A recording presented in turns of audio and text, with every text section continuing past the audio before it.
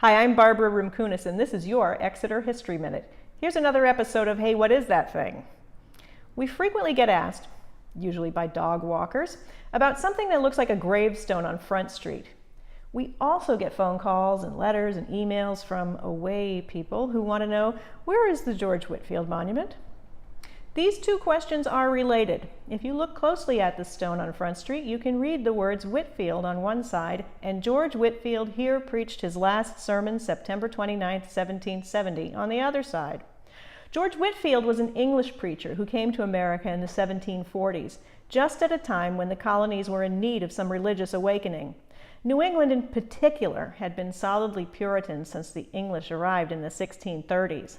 Exeter, although organized as a town by religious dissenters, had become a bit staid during the ensuing 100 years. Whitefield was born in Gloucester, England in 1714. Gifted in theatrics, he used his skills instead to preach. He was a new breed of Protestant, preaching without the benefit of a settled church. He traveled from town to town, preaching in the open air to staggeringly large crowds, and I'm not making that up. It's estimated the crowds were 20 to 30,000. Benjamin Franklin went to see him in Philadelphia just to find out if it was possible to hear him in a crowd that size. And he could.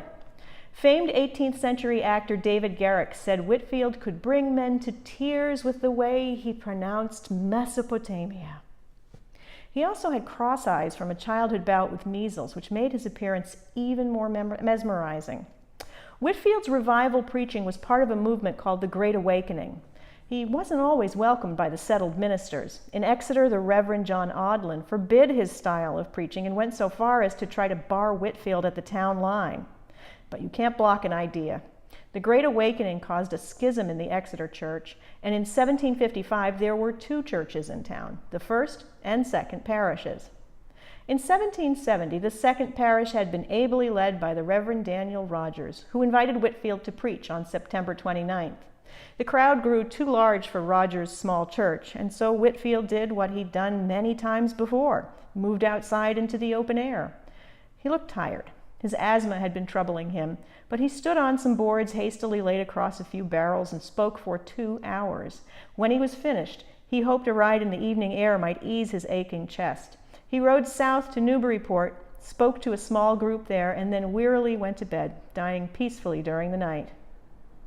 Years later, in 1888, Exeter was celebrating its 250th anniversary, the quarter millennium as they called it.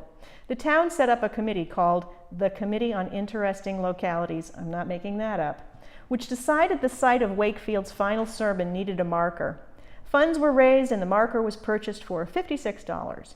It's located about where Whitefield probably preached on that day, and because it's not a gravestone, it's sought out by Christians of a variety of denominations to celebrate and not mourn the Reverend George Whitefield. So if your dog pauses near the monument, tug on that leash. Throw a little respect to the renowned theologian who shook things up. This History Minute is brought to you by Buxton Oil. For more Exeter history, check our website at www.exeterhistory.org.